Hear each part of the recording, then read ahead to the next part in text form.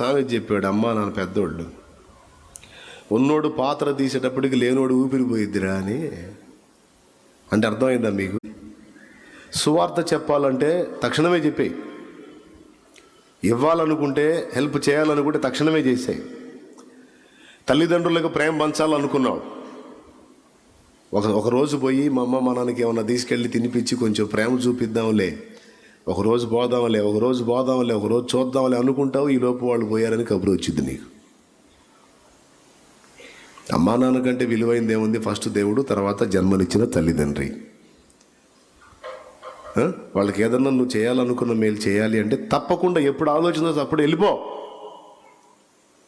ముందు వాళ్ళకి చూపించాల్సిన ప్రేమ చూపించిరా, అక్కడ లేట్ చేయొద్దు. సువార్త చెప్పాలనుకో, అవకాశం అందిపుచ్చుకో, తక్షణమే చెప్పడానికి ప్రయత్నం చేయి.